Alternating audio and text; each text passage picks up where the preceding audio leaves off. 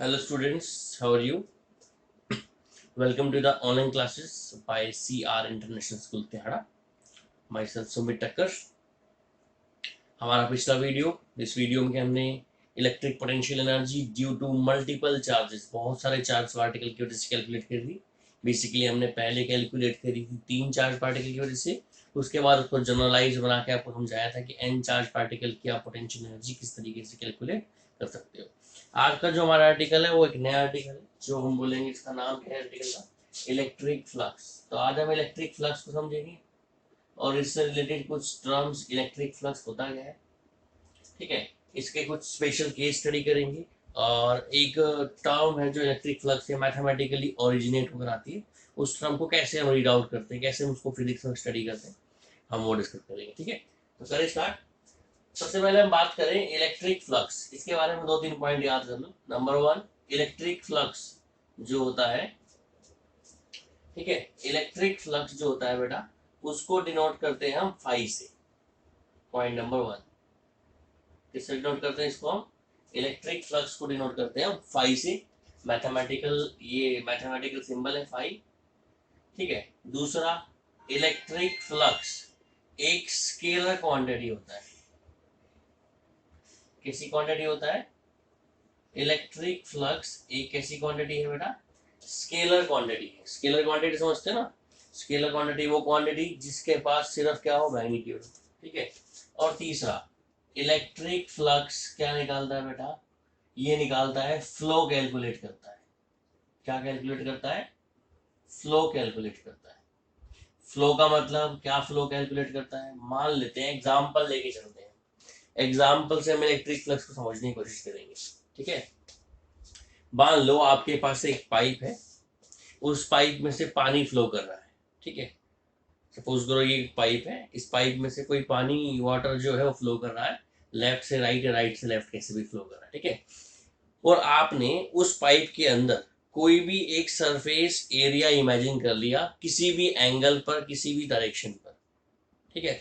कोई भी एक सरफेस एरिया इमेजिन कर लिया, तो उस एरिया में से कितना वाटर आपका फ्लो कर रहा है, वो एक्चुअली आपका होगा फ्लक्स। किसका फ्लक्स होगा? उस एरिया का फ्लक्स होगा। मींस वाटर फ्लक्स का बेसिकली मीन क्या है? बेसिकली मीन ये कैलकुलेट करता है क्या? किसी भी चीज का फ्लो किसी एरिया के थ्रू, मतलब कोई भी चीज किसी एरिया से कितनी पास आउट होती है, ठीक है, वो उसका क्या कहलाएगा? फ्लक्स। क्लियर है? तो अभी हम फ्लक्स को डेफिनेशन को फिजिक्स की टर्म में समझेंगे या फिर इलेक्ट्रिक फील्ड की टर्म में समझेंगे। इलेक्ट्रिक फ्लक्स क्या होता है बेटा? इलेक्ट्रिक फील्ड की टर्म में अगर हम समझें तो इसको मान लो कि आपके पास कोई भी आर्बिट्रेरी सरफेस एरिया है, ठीक है, कोई भी एक एरिया ले लिया हमने, ये कोई आर्बिट्रेरी सरफेस एरिया है, ठीक है। और इस सरफेस एरिया में से इलेक्ट्रिक फील्ड लाइन पास हो रही है। कोई एक आर्बिट्रेरी सरफेस एरिया ले लिया बेटा मैंने, उस एरिया में से क्या पास हो रही है? इलेक्ट्रिक फील्ड लाइन पास हो रही है। तो ये जो इलेक्ट्रिक फील्ड लाइन पास हो रही है इस एरिया में से, जितनी फील्ड लाइंस, मतलब number of field lines, number of electric field lines जो इस एरिया में से पास हो रही हैं, उसी को क्या बोलते हैं हम? Electric flux. इलेक्ट्रिक फ्लक्स क्या करता है? इट कैलकुलेट, क्या कैलकुलेट करता है ये? The number of electric field line, number of electric field line passing through any area, passing through any area, किसी एरिया से कितनी इलेक्ट्रिक फील्ड लाइन पास हो रही हैं, उसको हम क्या बोलेंगे? Electric flux. मान लेते हैं, देखो बेटा एग्जांपल की फॉर्म में, ये आपके पास कोई एरिया है, ठीक है, इस एरिया से इलेक्ट्रिक फील्ड लाइन बाहर की तरफ पास हो रही है। तो इस एरिया में से कितनी number of electric field line बाहर निकलेंगी, वही इसका क्या कहलाएगा, फ्लक्स। क्या कहलाएगा वही इसका बेटा, फ्लक्स। क्लियर है। तो इलेक्ट्रिक फ्लक्स को किससे डिनोट करते हैं हम, इलेक्ट्रिक फ्लक्स को डिनोट करते हैं बेटा फाई से। कैसी क्वांटिटी है इलेक्ट्रिक फ्लक्स, इलेक्ट्रिक फ्लक्स है स्केलर क्वांटिटी है। और इलेक्ट्रिक फ्लक्स कैलकुलेट क्या करता है, ये कैलकुलेट करता है फ्लो, किसी भी चीज का किसी एरिया के थ्रू, किसी एरिया से कितना कोई चीज बाहर निकलती है उसको कैलकुलेट करता है। या फिर हम बोल सकते हैं the number of electric field lines passing through any area, किसी भी एरिया में से कितनी इलेक्ट्रिक फील्ड लाइन पास हो रही हैं, वो हमारा क्या होगा बेटा, इलेक्ट्रिक फ्लक्स। ठीक है। अब हम बात करेंगे इलेक्ट्रिक फ्लक्स को मैथमेटिकल कैसे समझे। तो मैथमेटिकली समझना है इलेक्ट्रिक फ्लक्स को, तो हमें एक आर्टिकल या बोल सकते हैं एक टर्मिनोलॉजी समझनी पड़ेगी जिसका नाम है एरिया वेक्टर। क्या नाम है बेटा इसका, आर्टिकल का नाम है। ये आर्टिकल क्यों पढ़ा रहा हूं मैं, ये आर्टिकल इसलिए पढ़ा रहा हूं ताकि आप फ्लक्स को समझ पाओ। Area vector, area vector. देखो यहां तक माइंड में आता हुआ सर एरिया तो स्केलर क्वांटिटी है पर आपने इसको वेक्टर क्यों लिखा, सिंपल सा आंसर है क्योंकि फ्लक्स को कैलकुलेट करना है और एरिया को स्केलर रखेंगे तो फ्लक्स कैलकुलेट करने में कुछ प्रॉब्लम आए। या फिर हम यूं बोल सकते हैं सिंपल भाषा में, साधारण भाषा में यूं बोलूं मैं कि हमारे को एक मैथमेटिकल टूल चाहिए जिस टूल की हेल्प से मैं क्या कैलकुलेट कर सकूं, फ्लक्स कैलकुलेट कर सकूं।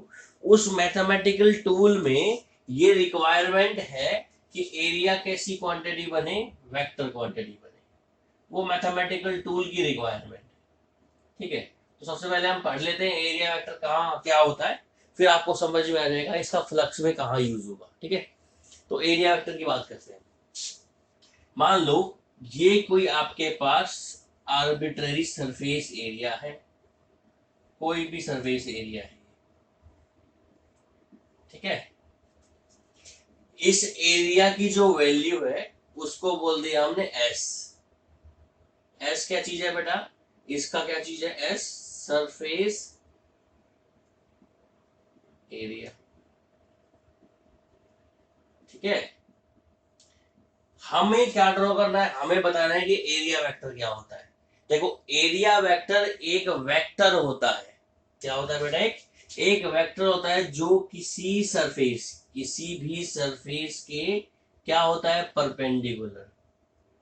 किसी भी सरफेस के क्या होता है, परपेंडिकुलर होता है ना। कोई आपके पास सरफेस है, इसका आपको एरिया वेक्टर बनाना है तो एक वेक्टर इसके परपेंडिकुलर ड्रॉ कर दो, वो क्या होगा आपका एरिया वेक्टर। ठीक है। इसको ये कौन सी क्या चीज हो गया हमारा, ये हो गया हमारा एरिया वेक्टर। और इसका जो मैग्नीट्यूड होगा इस एरिया वेक्टर का, इस एरिया वेक्टर का जो मैग्नीट्यूड होगा वो किसके बराबर होगा, वो होगा बेटा इस नीचे जो सरफेस एरिया है उसके एरिया के इक्वल, इसका मैग्नीट्यूड एस के इक्वल होगा। मतलब सिंपल सी बात है, हमने एरिया के अंदर डायरेक्शन ऐड कर दी, एरिया में क्या ऐड कर दी, डायरेक्शन ऐड कर दी। और डायरेक्शन ऐड करने के बाद एरिया कैसी क्वांटिटी बन गया, एरिया बन गया हमारा कैसी क्वांटिटी, वेक्टर क्वांटिटी। देखो अभी एस क्या है हमारे पास, स्केलर। एस क्या चीज है बेटा, एस हमारे पास स्केलर क्वांटिटी है। एस है एरिया और ये क्या है बेटा, ये है स्केलर क्वांटिटी। और आपको इसको वेक्टर में कन्वर्ट करना है। किसको वेक्टर में कन्वर्ट करना है, एरिया को। आपको पता है अगर एरिया को वेक्टर में कन्वर्ट करना हो या फिर किसी भी क्वांटिटी को वेक्टर में कन्वर्ट करना हो तो उसे यूनिट वेक्टर से मल्टीप्लाई कर देते हैं। तो एस को वेक्टर क्वांटिटी बनाना है आपको, तो एस वेक्टर लगा दिया ऊपर इज इक्वल्स टू। ठीक है। ये जो इसका एरिया है ना बेटा, इस एरिया को मल्टीप्लाई कर दो यूनिट वेक्टर से।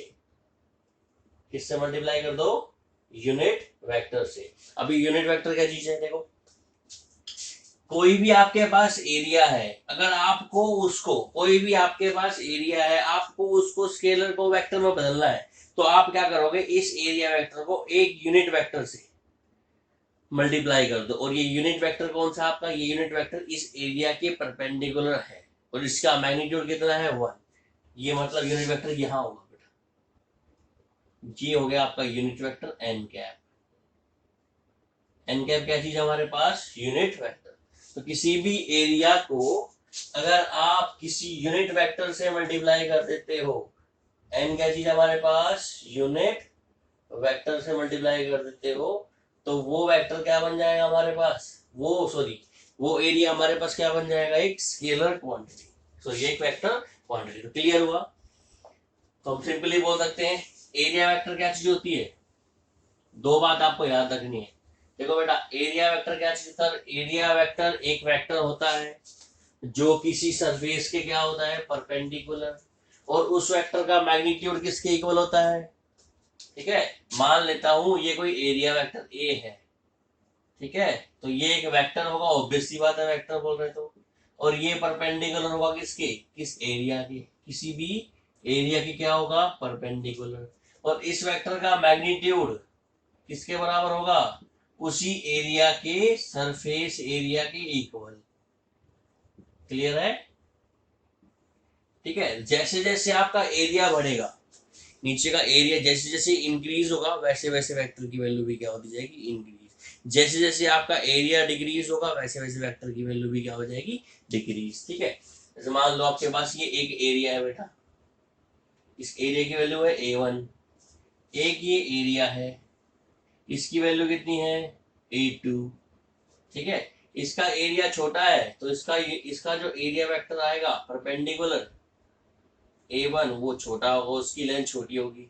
इसका जो एरिया वेक्टर आएगा परपेंडिकुलर, उसकी लेंथ क्या होगी, बड़ी होगी, क्योंकि इसका एरिया क्या है, ज्यादा। सिंपल है, एरिया वेक्टर एक वेक्टर होता है, ठीक है, जो वेक्टर किसी एरिया के क्या होता है, परपेंडिकुलर होता है, और वो उसका मैग्नीट्यूड नीचे वाले एरिया के इक्वल होता है। और किसी भी एरिया को वेक्टर में कैसे कन्वर्ट करते हैं, उस एरिया को मल्टीप्लाई करते हैं यूनिट वेक्टर से। यूनिट वेक्टर क्या होता है, यूनिट वेक्टर एक वेक्टर होता है जिसका मैग्नीट्यूड 1 होता है और जो उस एरिया के क्या होता है, परपेंडिकुलर। क्लियर है। तो आपने एरिया वेक्टर पढ़ लिया है, इलेक्ट्रिक फ्लक्स के बारे में पढ़ चुके हैं। ठीक है, इलेक्ट्रिक फील्ड लाइंस जो किसी एरिया से कितनी पास होती है उसे क्या बोलते हैं, इलेक्ट्रिक फ्लक्स। कल हम आपको नेक्स्ट वीडियो में इलेक्ट्रिक फ्लक्स का जो है फिजिकल मैथमेटिकल मीनिंग समझाएंगे, साथ ही साथ उसके स्पेशल केस, 2 या 3 जो स्पेशल केस है वो डिस्कस करेंगे। ठीक है, थैंक यू क्लास।